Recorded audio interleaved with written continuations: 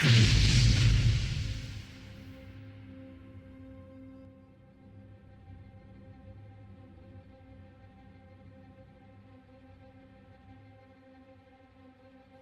worked in Las Vegas a couple of times bodyguarding.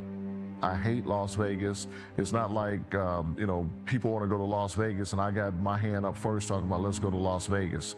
It's just Las Vegas has been more of a pitfall and bad memories for me than anything else. Michael Moore told me to get out of Vegas. He says, get your stuff, Frank, get out of the hotel. Don't tell no one anything. If Reggie and them call you, don't call them back. Don't answer your phone. Just leave. Get the hell out of Vegas. Unironically, as I was driving home, Reggie Wright called me. He goes, hey, Suge, want to talk to you. So I take the phone call, and it's Suge, and he goes, hey, Frank. He goes, man, I know that, this has bothered you. I know that you're upset. We're all upset. Why don't you come over to the house tomorrow? We're going to take the boat and jet skis and go out to Lake Mead and, go jet skiing and stuff like that, right? I told Suge, I said, I'm halfway home. I said, I'm just about back home. And he was like, oh, okay, And then that was the end of it. Now, what was his motive for wanting to tell me to come to Lake Mead, let's go get on the jet skis and, go boating and stuff like this? Well, it could have been another headline. Frank Alexander dies in Lake Mead from a boating accident or jet ski accident, something like that.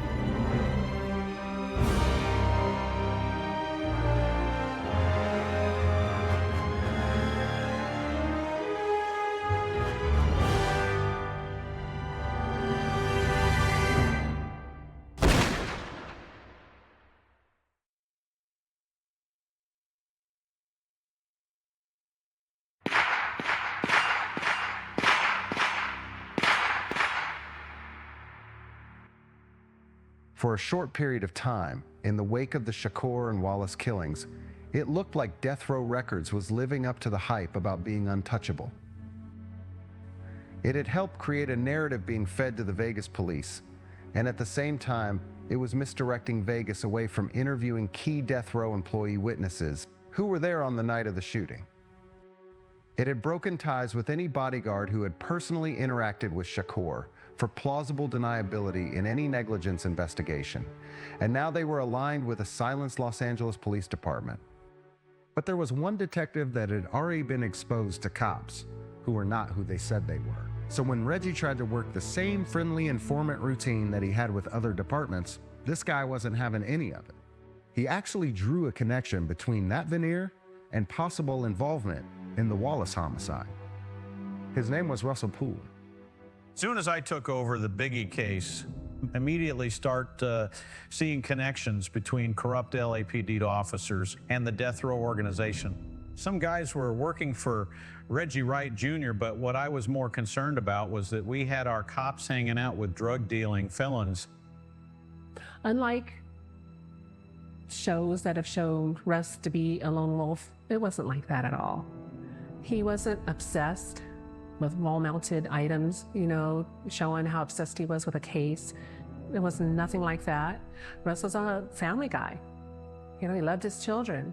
There are two individuals, or actually three individuals, who speak about Russ Poole and his specific investigation of the murder of Biggie. And one is a guy by the name of Sergio Robledo, who you could make a case might be one of the most respected LAPD homicide investigators to ever walk the earth. And he loved Russ Poole. He said Russ Poole's work was impeccable, and Russ was right. Russell was a family man, and he was a devoted detective. He was committed to finding the truth the way he felt that he would want on any case relating to anybody in his family. He was very, very dedicated And I don't care who the victim was, Russ was going to find out who did it. You know, the kind of work he did took him away a lot. But when he was home, he was home. And very much was, you know, a family guy. He was already a detective. His normal shift, you know, Monday through Friday. A lot of times he would come home at night, 5, 6, 7 o'clock. We got into the riots in '92. There was a point, I think he had already been on shift for a while, got home. I think, I don't know, my mom said he even had a couple of beers already. And he got called right back in and was gone for at least 48 hours, you know, because they were all on tactical alert. And this stuff was happening in that South Bureau homicide area where he worked. So they had to make sense of, you know, any, because I know murders were still happening during the riots in that area. Russ and I met at the South Bureau homicide. And when I came, he was already there when I got there. And he was working as hard and as much as they were. There was a period of time where one year they had an extra amount of homicides. It was just record-breaking. I mean, Newton homicide in 1 year, if you're talking about a 2 or 3 square mile division that had 125 murders in 1 year. It was unheard of. In the first year that I was there, they had 429 murders of young people, which is an alarming amount by anybody's standard. Certainly today, the whole city don't have that many. Working South Bureau homicide when Russ Poole was there and I was there, it was a record break. I had 325 murders in 1 year. I mean, you were never home.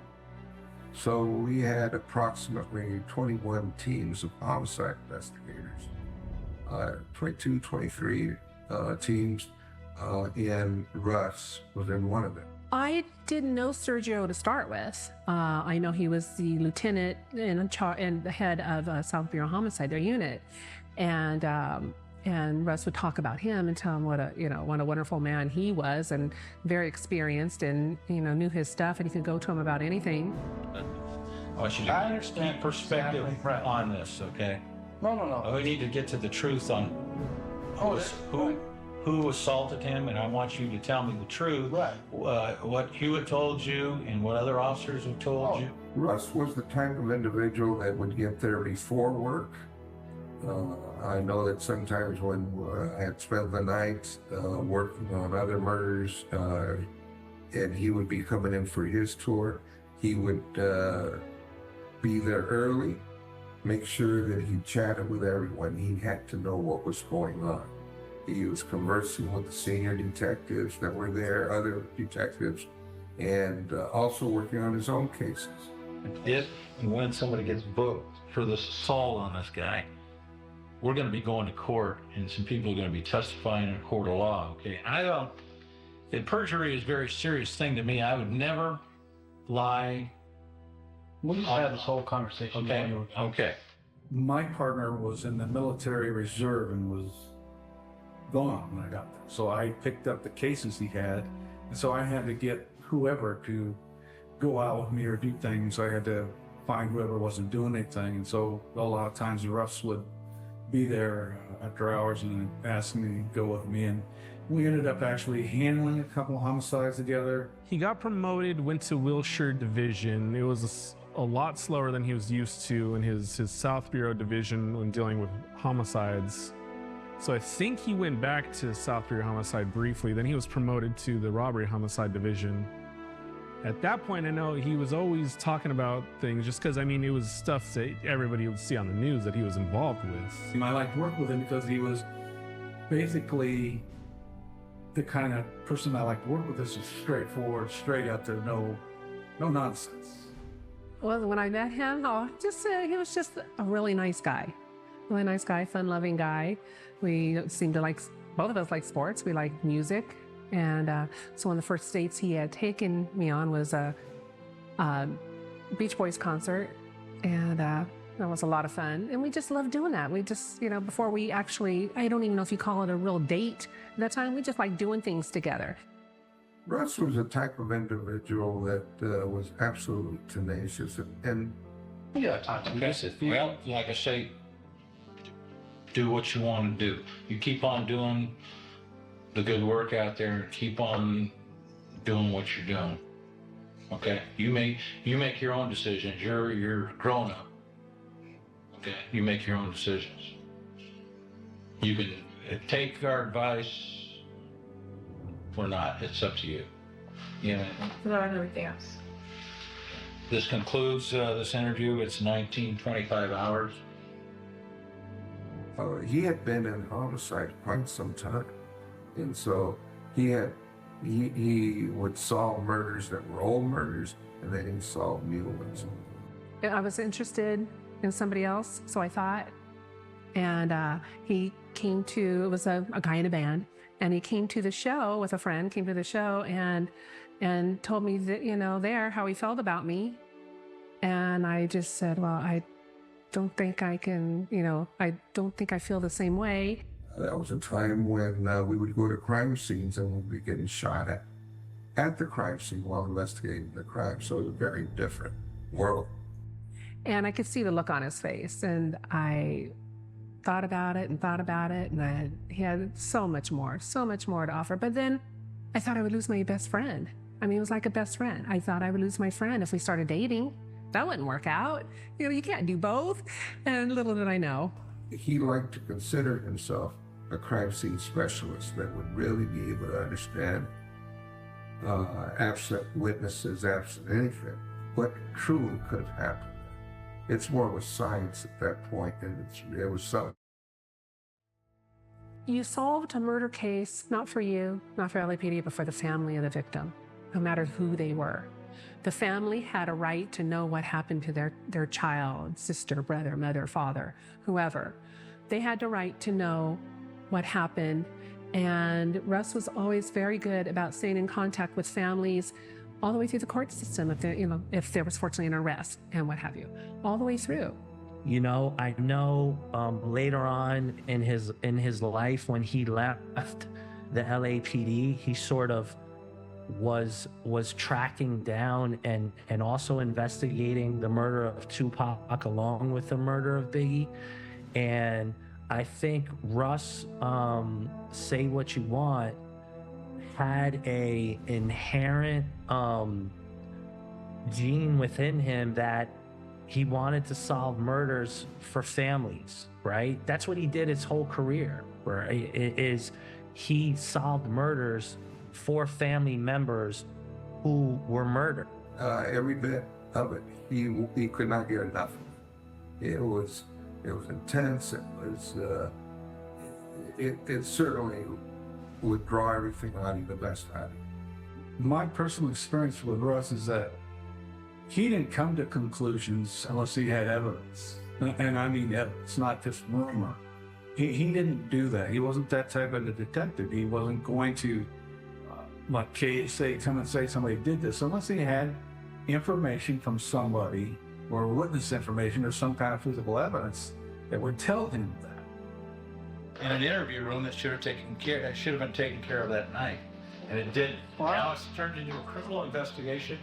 Could have been handled, But that's why. That's what. internally, and That's what you're missing. What do you? you're part of being a cover-up of a beating. You were told the next day by your informant of what occurred, and nothing. You didn't.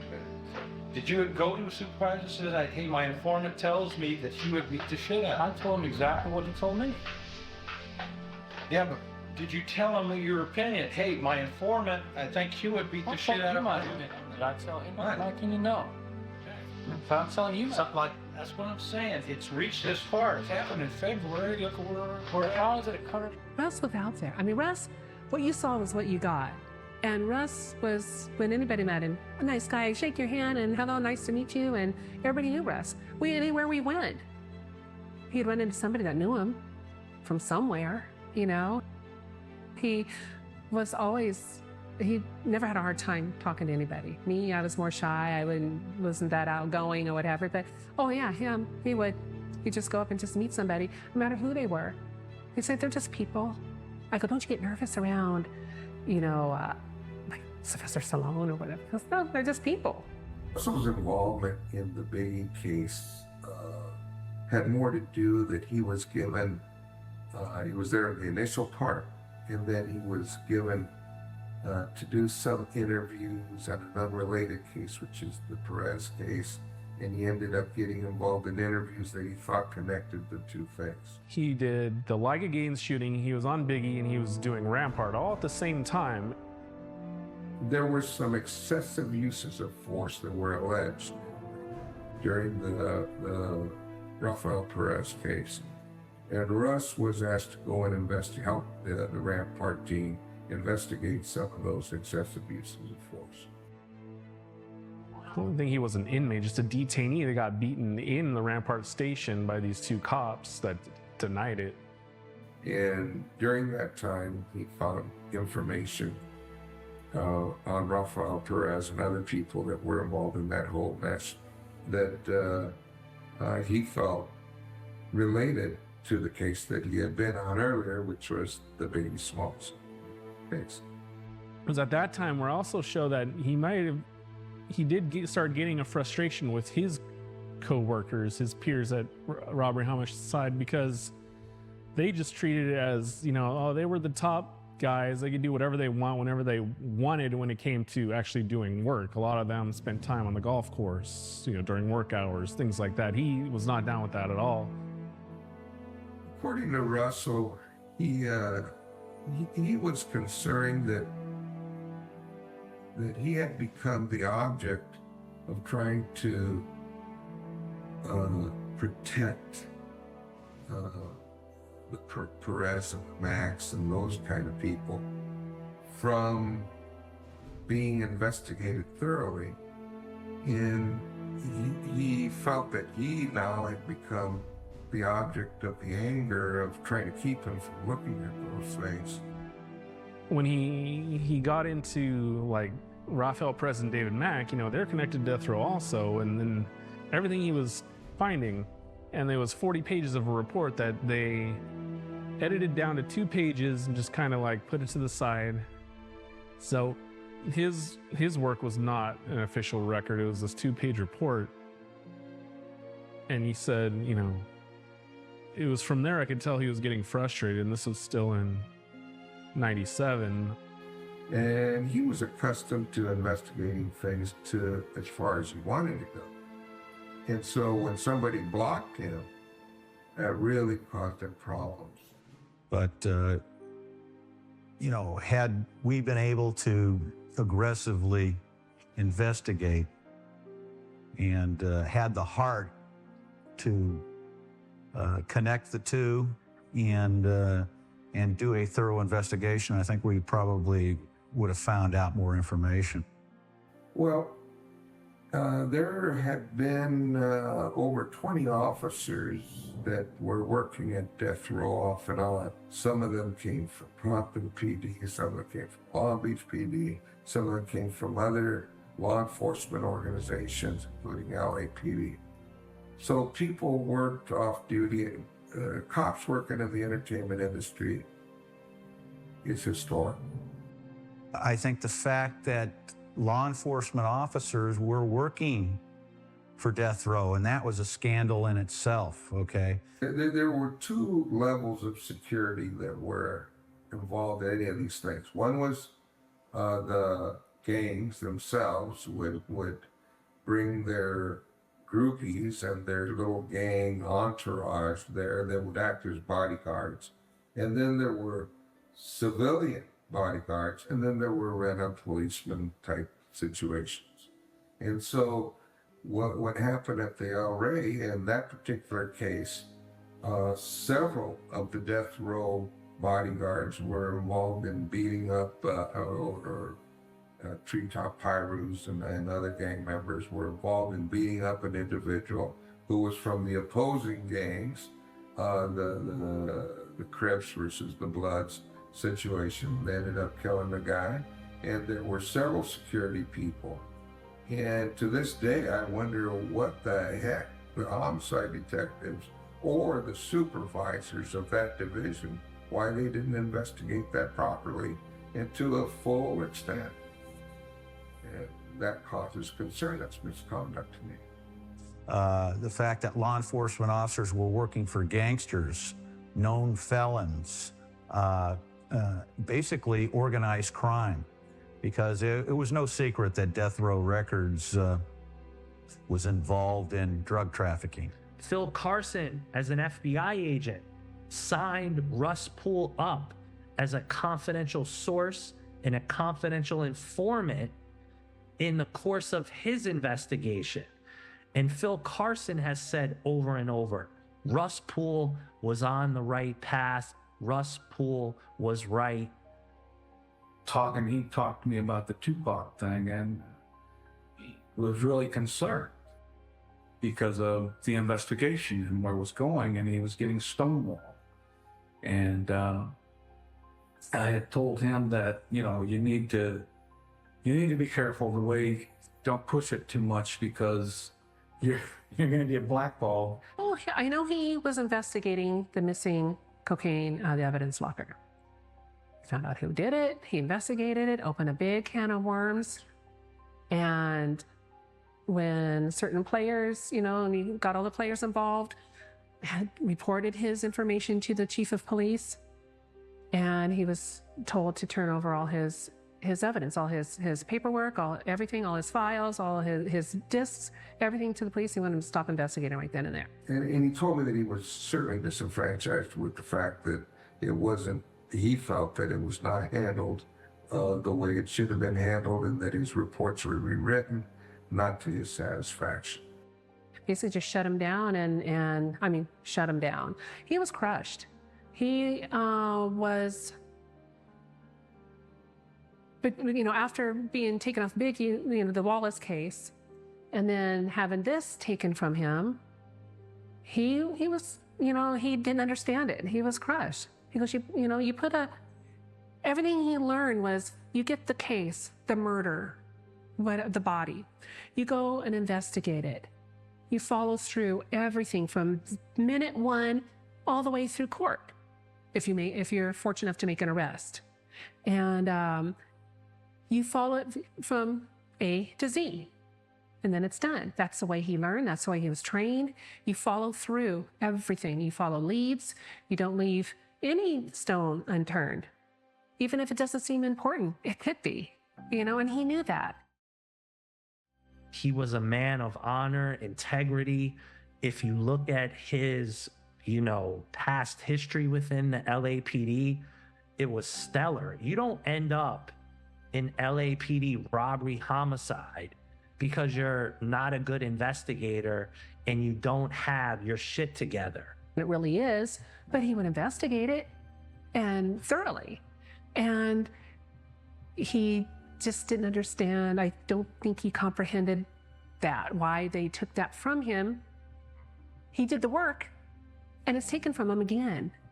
Then ultimately, when he brought up to the chief that there's a bunch of vigilante cops, especially in Rampart Division, cops had to have been involved with the killing of Biggie, just because of the connection of all those officers with Death Row Records, and just being told, no, don't investigate them by the chief of police. And then turns out he's linked to these guys too, personally, like his personal life. So I was upstairs in the bedroom. I don't know if I was getting ready. I don't know what I was doing up there at the time. Doesn't matter. He came home from work. It was early evening.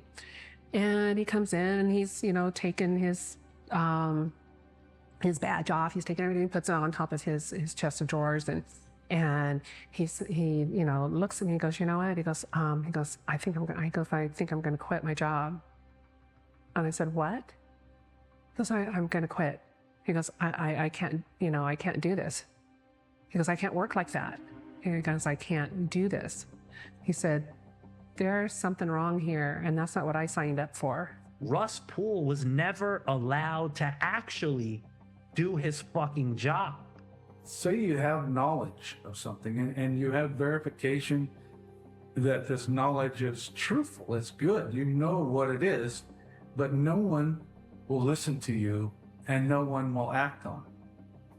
and you're the kind of person that say, you know, I have absolute video evidence that this guy's a bank robber, and I have him doing the bank robbery, and I have him identified, but nobody will let you arrest him. And so you're looking at it like, wait a minute, I know this guy's a bank robber, but nobody wants me to arrest him. Why? Why can't I go arrest him and solve the crimes? And it can be very frustrating when you're the kind of person that, you know, you need to have, for lack of a better term, closure on your investigations. And he said, I worked my butt off, got everything's taken away from me. And he said, I just don't understand it. And he goes, I just can't work that way. And I go, well, Russ, you can't quit. I said, how about go to another division, take a desk job for a while, or take some time off. Just take your vacation time or whatever, and just think about this, and before you do anything. I told Russ, you gotta be careful. But Russ, you know, knowing him, I knew he couldn't just let it go. He had a year and a half to go before he would get his pension. I said, there's got to be something else you can do. I said, you know, any other division would love to have you. You know, I said, you love patrol, you know? And he didn't really say anything. He just kind of, the next thing I knew, he sent the letter in. I know he had talked to people in the meantime. I know he may have talked to Sergio for all I know. I know he talked to his dad. But I mean, I understood it, but I was scared to death.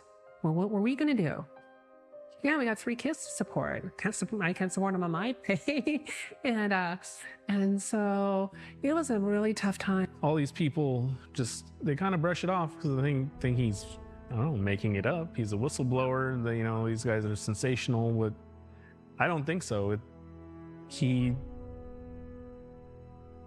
had evidence and he needed to follow up on a lot of things and was not allowed to. And so when you're in a position and the chief of police tells you can't do something, you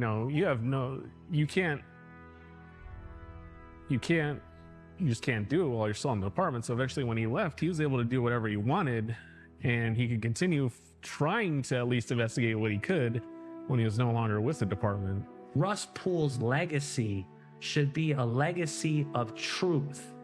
So anyone that wants to go on social media and say Russ Poole at the end of his career lost his way, Russ Poole did this, Russ Poole did that, you know what? You need to take a walk off a fucking short pier, because all Russ Poole did was good police work. He was very, very dedicated, and I don't care who the victim was. Russ was going to find out who did it.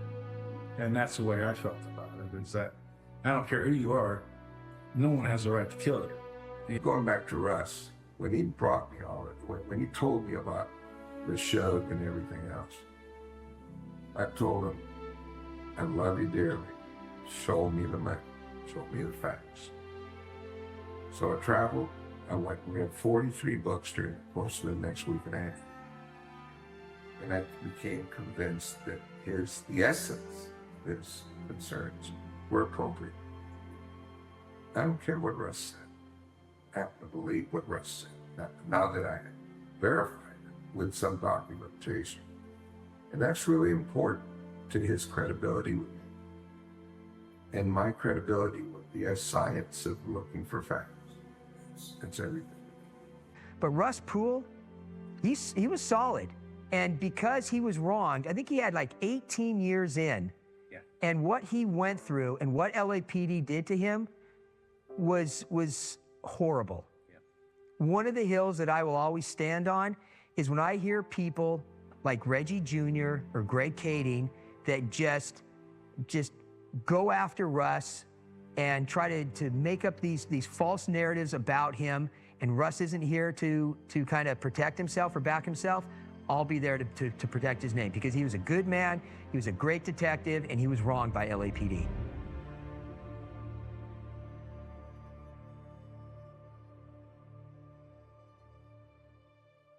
So what this looks like to me is a continued cycle of failure. The first time that they tried to push this narrative, they tried to do it through the Vegas investigation, and it didn't work. The next time that they tried to push the narrative, they tried to push it through a reporter by the name of Chuck Phillips with a newspaper called the LA Times, and that didn't work. They tried it again in the Wallace investigation by trying to push the narrative on Russell Poole, the LAPD detective working the Wallace investigation, and that didn't work either. So they tried one last time to push the Orlando Anderson narrative by introducing a new character by the name of Dwayne Keith Davis, Orlando Anderson's uncle. This theory was pushed forward by an ex-LAPD cop by the name of Greg Kading and his book called Murder Rap. One of the problems that happened out in Las Vegas was that there was a lot of mistrust with local law enforcement in Los Angeles, particularly Compton PD. Right. You've got Reggie Wright employing Compton police officers working death row. Vegas was not sure who to trust, not sure whose team people were on. Greg Kading enjoyed a personal relationship with the U.S. prosecuting attorney who was prosecuting the Ramos case, and his name was Tim Seawright. One day, Greg Kading approached Tim Seawright and asked Tim Seawright if he could have a proffer session with a man by the name of Dwayne Davis, because Mr. Davis was going to offer some additional information on a drug case that they happened to be working. It just so happened that this Dwayne Davis might also have information related to the murder of Tupac Shakur. Now, of course, Mr. Seawright could care less about a state crime. He's a federal prosecutor. So a murder case and the murder of Tupac Shakur had been 20 years old by that point. Mr. Seawright didn't care about that, but he did care about the drug case that they were trying to prosecute. And for that reason, he let Mr. Kading go ahead and do that. One of the problems here is there's a lot of reference going on to the FBI or the feds, but you got to remember that this is not a federal investigation. This is basically isolated to Las Vegas. It's an isolated murder, and the feds don't have any authority within it. So the federal agencies are not going to just take over a murder investigation unless it's part of a much broader investigation. I'll interject what you're saying. First of all, I'm a retired police officer. I was the undercover agent for the FBI for 4 years for Death Row Records in regards to racketeering investigation. My supervisor was Dan McMullen of the FBI Wilshire office. Dan is, I believe, now in Seattle, which you can verify. John Ciccione, the ATF agent, was also my supervisor. My job, as I said, was to infiltrate death row for racketeering violations. There was another officer from Long Beach PD who worked undercover. I met with Kevin Hackey on numerous occasions. He has stated publicly that he was an FBI informant, so I'm not going to tell you he wasn't. I had nothing but good experiences with Kevin. He seemed to provide information that I was able to go out and independently corroborate. Yeah. But the relationship that I had with Kevin was nothing but good and positive, and the information that he provided. There's a reason that he had a working relationship with the FBI and the ATF. Subsequently, Reggie Wright was my partner. I've known Reggie for many years. Based upon that, that's why I was called in to do this investigation. Okay, but what you basically just said, the FBI did take over the case. And obviously, as most of you do know, there is no statute of limitations on murder. I was aware of all that. I didn't want to front you off. Okay. But nonetheless, you do have to understand, the FBI it does not have jurisdiction over a singular murder. Okay, I'm explaining this to you so you know. Okay, they were looking at something much broader. Let me correct you on one thing, okay? Tupac Shakur was a suspect in a racketeering investigation. There's the key word. So at that point in time, it became federal jurisdiction. Okay, you clarified that that's the key word. Mr. Kading was never in charge of the Tupac case. In 2006, LAPD allowed him to lead a so-called task force on the Biggie Smalls case, which was Russell Poole's case in 1997. So he puts together his own suicide squad of detectives, and rounding out the roster. You guessed it, Tim Brennan. Kading's investigation didn't seem very open-minded. Within 2 months of starting the task force, Chuck Phillips of the LA Times is already laying out the roadmap. And 4 years later, they end up at the same place they started. Tim Brennan's Anderson narrative. So I was working in the public corruption unit out of the LAF, or LA Field Division. I was doing police corruption cases. I was involved in 2 major police corruption cases involving LAPD officers. A good friend of mine was one of the co-case agents on the David Mack bank robbery. And so I was very knowledgeable in all those areas. And one night I was watching, it was either MTV or VH1, and I saw a documentary on the Biggie Smalls murder. And they were talking about, you know, LAPD officers possibly being involved. And as I'm watching it, a lot of it made sense. And then some of it, I was going, hold it, that's not correct because of my knowledge from working these other cases. So I went to my bosses, told them about this. I wrote up about like a, I don't know, a 15 or 14 page report analysis of kind of summarizing these cases and how they're tied together and how it would bleed over into the killing of Biggie Smalls and what I believed was the orchestration of LAPD that was involved in committing that crime. And I met with all my bosses. They read through it, and they said, there's something here. And again, they decide if there's enough there to open up a full field investigation. I don't decide that on my own.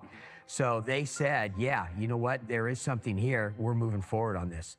And so they opened up a new case. They made me the case agent and just started doing the investigation then. I've never met Greg Kading.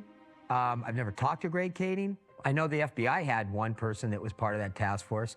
I've talked to a couple of people that were on that task force, and their jurisdiction was not the Tupac murder. It just wasn't.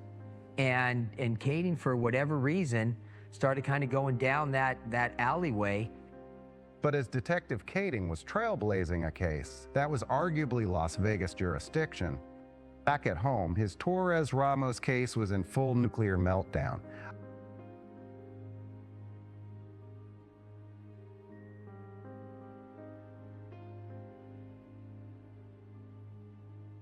I've been known and still am as a gang expert in the defense world also. So they called me and I went down and talked to him about the case and told him, yeah, I'd be glad to, you know, to work on it with you and be more than happy. So I got retained and started working on it and got into it and found out that, well, I don't understand the gang issues. There's no real gang involvement in this. And I'm basically there as a police practices expert at that time in court.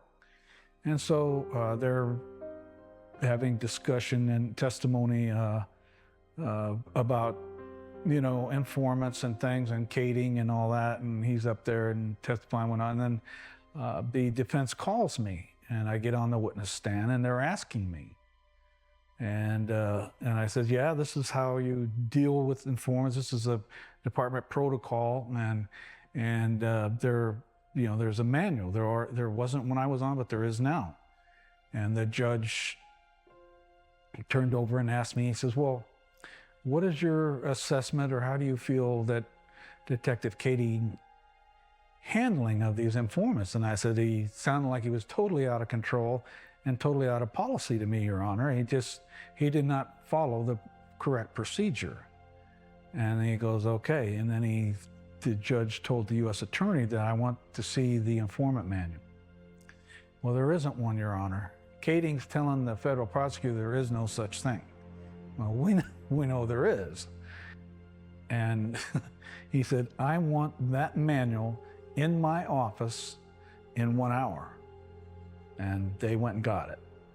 And so that basically put Kading in a real cross because he has testified that there is no such thing. And there was. But the federal prosecutor believed Kading that there wasn't anything, and there was. And then you saw exactly what I laid out as to how it's to be handled. Well, come to find out, and I listened to a lot of the tapes of him and his informants. Why he taped himself, I'll never know.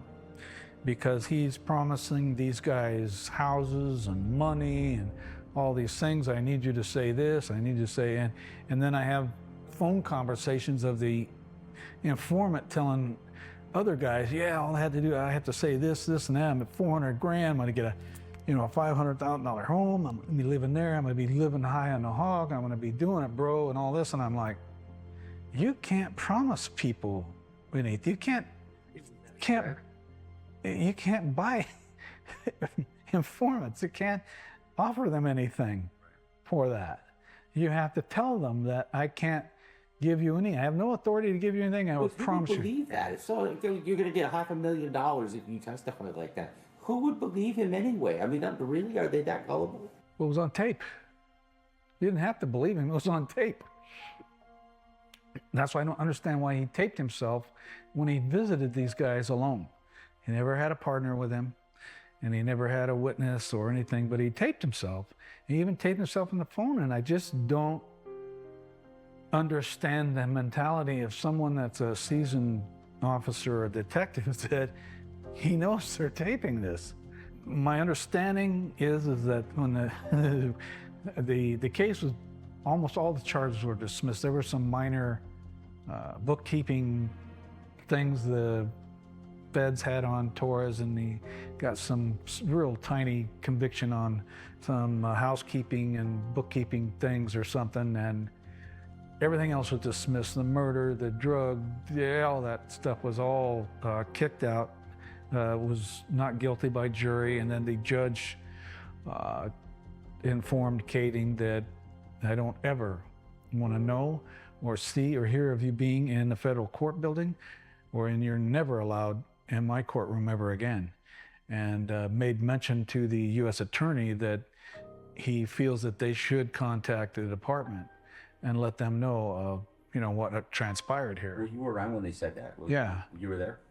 Yeah, and so that's all I know. And then I never saw or heard of Kading again. Right. I've seen this with other detectives at LAPD on other cases in state court where they were caught in a lie on the witness stand, and the judge whitewashed it as they were just embellishing. They weren't really lying. And then when it gets back to the department, they slap their hand like, well, you can't be in homicide for 3 or 4 weeks, and then he's right back in. It's like nothing happens. Like any public entity, they don't want to take a hit in public that puts the reputation or anything of the department down. And so it's a common practice with just about anywhere. They don't want to take that kind of hit. Here's what happens when something like that happens, is they give him a choice to retire, resign, or leave, or we'll continue this investigation. Now, if they do an investigation, when he comes to federal court, he's representing not only the case that he's working, he's representing the Los Angeles Police Department. So internal affairs can conclude their investigation any way they want to conclude it. And he was forced to leave. And so in their conclusion, they figure they got nothing to lose. Okay, the suspects, it would be an embarrassment for the LAPD to reveal that their detective on this case was responsible for releasing this killer. Because you got to remember, this Kading worked on other cases. So if they were not to clear him and condemn him and this and that, they would have problems with all of his other cases. So it's a shame that that's the way the system is sometimes. But in my opinion, they basically just cleared it on there. He's no longer on the police department, so they don't have to worry about him anymore. However, if they do an investigation and find he's a corrupt officer and he's lied on this, well, maybe he lied on all the other cases. They didn't want to open that can of worms. Caught lying on the witness stand, it would have been the end of my career. I would have been fired. They wouldn't have whitewashed, they would have fired me. Because as that point of you lying, you are no longer any use to the department, because you cannot testify on any case anymore. You're not trustworthy anymore. They can't use you anymore because you've already lied on the record in a courtroom, and therefore you have no credibility anymore, so therefore they can't use you. He has no credibility. I couldn't trust him to work with him on the police department. He's self-absorbed, just like the LA Times reporter Chuck Phillips. And while all this was said, there was a secret tape recording made of the session. Well, it's interesting you mentioned the whole tape thing. I'll tell you this. The whole basis for his book, Murder Rap book, was that he did a proffer session with Keith Davis, Keefy D, next to Jerry Hawkins in terms of distribution and all that. And the DEA was interested in Hawkins, and they were interviewing Keith Davis' proffer deal about that, and the FBI was there, and FBI does not allow their conversations to be recorded. Correct. Do you know that for a fact? Probably. I've been in countless proffers with the FBI, the DEA, and all these task force. I work for a federal defense attorney and all these gang RICO things, and I'm at these proffers because I've convinced our guy to help himself by giving me information, so I'm there. And yeah, the FBI doesn't want to tape record their interviews because they don't want people to know their interview techniques. And I'm like, I didn't understand that, because so it made no sense other than you just don't want you on tape, getting caught late. If they did a policy, I mean, the FBI, we're not taping the proffer session.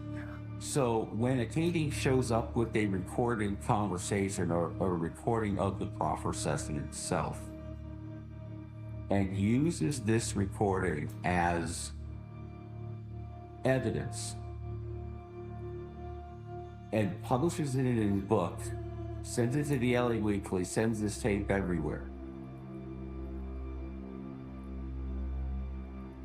it cannot possibly be a legitimate recording. I mean, it's a recording of the proffer session. Yeah, but it could be a legitimate taping, but one he did without telling anybody. Is Jack Kloss. Yeah, I'm the private investigator. I got video pens and all kinds of nonsense. You could tape things without anybody knowing. Right. And if he taped it without telling them, then he's in, I mean, he's nobody now. He's just a civilian, but. For him to take recordings that maybe he recorded on his own and then take those recordings and then put them in or talk about that in a book or talk that to a documentary, I can't even get started on how horrible that is. I don't have that personal vendetta, even though some people may think that, against Craig Kading. I have a vendetta against any police officer that does the shit that Craig Kading has done, because it's wrong and it's incorrect and it gives law enforcement a bad name. I can tell you this much. I believe after this movie comes out, you're going to see dozens of people that are going to come out of the woodwork. That was what we started to find out, was the more people that we talked to, the more people started to have information that would have never have said anything. Well, I don't know if people will be able to sleep happier, but they'll have more information. There will be some information that has come out that people never knew of, and that's mainly what the the picture is about. We're releasing this information showing that this investigation from Las Vegas, they missed some people.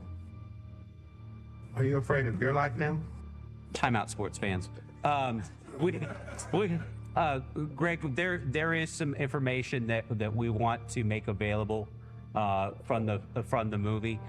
Frank was not privy to a lot of the interviews, and a lot of the information were done without his involvement. He wasn't present for some of the interviews.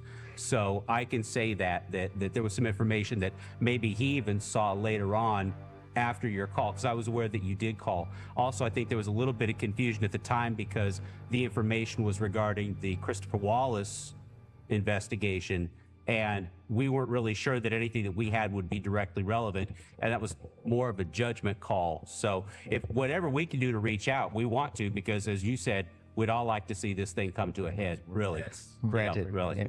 Well, I appreciate that. Thank you. No problem, sure. But even early in his investigation, Kading was already making his frame fit the picture.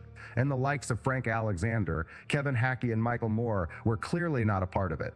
Anytime anyone goes up against the narrative, anytime new information is presented, there is an immediate response to try to spin the narrative back to it was Orlando Anderson and Keith Davis in the white Cadillac. And I think that once people figure out who the man behind the curtain is, they'll never think the same way about the murder of Tupac Shakur and Death Row Records.